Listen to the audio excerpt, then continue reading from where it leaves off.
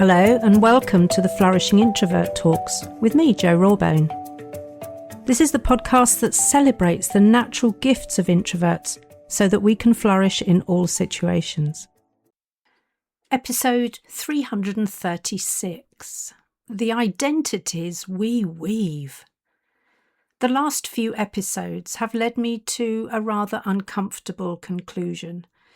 It's a bit brutal on first hearing, and I'm not going to sugarcoat it, so please stay with me. Ready? Very few of us are who we set out to be, wanted to be, or hoped we might be. And that's if we had any intentions in the first place. You might have heard me talk about that when you listened to the episode about how drive without direction becomes drift. I remember so clearly that I wanted to be an air hostess, in old language, cabin crew as they are known today, but I was too short. Then I wanted to be in the merchant navy, always the tomboy and part of my rebellious era, I recall. And finally, I wanted to be a young mother so that when my child or children were grown up, I would still be young enough to be living life to the fullest. Although it was only a few years later when I decided that 40 was definitely past it and no one would be enjoying life at that age. Oh, the innocence or ignorance of youth. None of my aspirations came to pass, but each of my youthful desires seemed to add another label to my identity.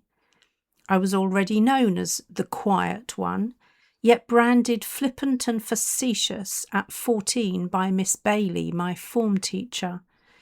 I was labelled as headstrong at 17 when I left school and landed myself a good job during the Easter holidays. And in my 30s, I was also called dull as ditchwater, which is the polite version in case there are tender ears listening. Now into the mix, I could add too short, stupidly rebellious, as opposed to sensibly rebellious, which sounds like an oxymoron if ever I heard one, and a poor judge of character when I married a wholly unsuitable boy at 19. In fact, this was just an extension of my rebellious phase, but I was told on so many occasions that I was throwing my life away and wasting my potential in the process. Some of these things were said to my face, some implied during conversations, and some I heard about from third parties. What is true of all of them is that they were judgments, and many of them stuck worse than chewing gum to the sole of my shoe. You see, in my formative years, which in my case lasted well into my 50s, I know, I didn't know how to let go of someone's opinion of me. My please others driver ensured that I tried to be liked by everyone, approved of by everyone, and, am I really going to say this? Okay, I am, desired by everyone. Now, having said that, I feel more than a little sick, and I can feel the start of a vulnerability hangover looming, but I've always said I'll be honest with you in this space. As you might imagine, trying to be all things to all people confused the hell out of my real persona, but the labels didn't stop there.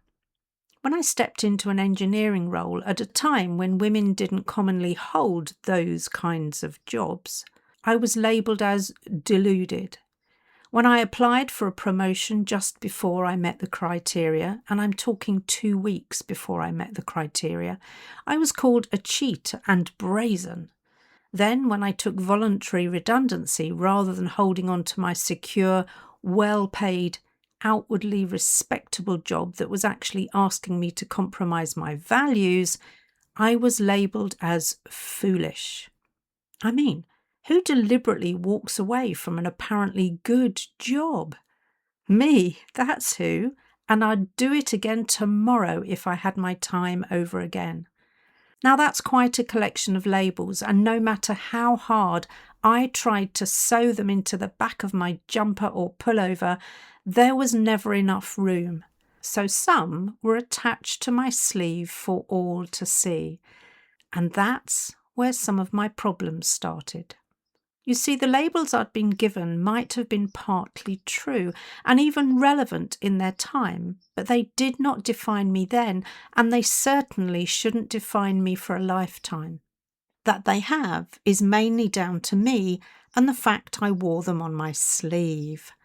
And it hurts me to say that, dear listener, but I'll never pull the wool over your eyes regarding my own journey. I also recognise that I'm not alone in struggling with this. Dr. Tara Brach helped me to make sense of this when she described how the stories we build around our experiences, particularly the painful ones, can become the lens through which we see ourselves. Looking back, I realised that's exactly what I'd done, because it wasn't just the label that I'd sewn in. It was the deeper meaning that I'd somehow woven into the fabric of my identity. And it's this very point that became the catalyst for this month's edition of the Flourishing Nudge, my LinkedIn newsletter. In it, I explored why I had clung on to outdated versions of myself, which revealed a few of the reasons or excuses I'd been using. Which begs the question here, what labels have you gathered throughout your life and career? More to the point, what meaning have you allowed to become part of the fabric of your being? Then, which ones, if any, accurately reflect your reality? And which is it time to unstitch from your pullover? My favourite unstitcher, not sure that's even a word, but it is now, is called a ripper stitch, and I have several around the house as a result of my dressmaking and sewing hobby. Let me tell you why I love them so much, though. A bit like removing an elastoplast from a wound, careful is not the way to go for me when the end is nigh. If it's time to come off, or unpick, or unravel, the quicker the better in my book. The ripper stitch makes a very satisfying noise too as it rips through the stitches at breakneck speed. None of this little by little nonsense. Takes too long, and the sound effects don't bring me nearly so much glee. So it is with outdated labels or identities. Don't dither, procrastinate, or ease them out gently. I found that slowly opens the door to overthinking and changing my mind. If they are time expired, get rid and feel free to add your own sound effects as you do. Getting rid then paves the way for the next iteration of you. And as we are continual works in progress, there will always be a new iteration. Well, that is for as long as you choose there to be. And my favourite people to work with are those who are not resigned to live forever in a cage of their own making. And what fascinates me is to observe people's reactions and to support them as they realise which bars of their cages they picked up and put in place freely and which were handed to them by someone else. That doesn't make the other person, the bar hander for want of a better term, wrong, by the way, but it does remind us to be alert to those trying to hand us more bars when they notice that we have some freedom. Freedom for some is a scary concept, as there is no cage to blame for their way of being in the world. Yeah, I know, but it had to be said. Freedom for me is full of possibilities, infinite possibilities, if you listen to the previous episode, which means that they stand more chance of becoming reality. And that, dear listener, excites me. We spend so much of our lives picking up and carrying labels we've gathered along the way, but rarely do we stop to ask whether they and their associated meaning still deserve a place in our lives. Some probably do.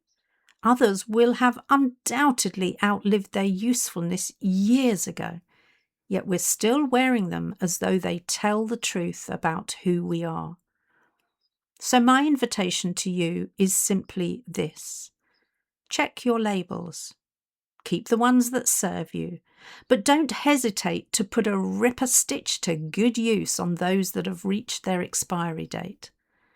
And if there's something here that resonates, which you know warrants a little more explanation, you'll find the article on my website a useful place to start. It comes from a different angle and unpacks why we tend to ignore the evidence that we've changed. It's like part of our subconscious is a judge saying persuasively, "Will the jury please disregard that last statement?" Rather than disregarding, it's time to pay attention to the evidence. Because flourishing isn't about becoming someone else entirely. It's about creating space for the next iteration of you rather than continuing to live inside a version you've outgrown. And if you're wondering what the next iteration might look like, watch this space as I have something coming up that will help with precisely that. Just remember, I'm not handing you the bars for your cage. I'm showing you where the open door is. What you choose is up to you. If you enjoyed this episode as much as I did, then please subscribe, rate us and leave a comment, because we know that helps other people find the podcast. And if other people find us, other introverts can flourish. You are listening to an Intentional Media Production podcast.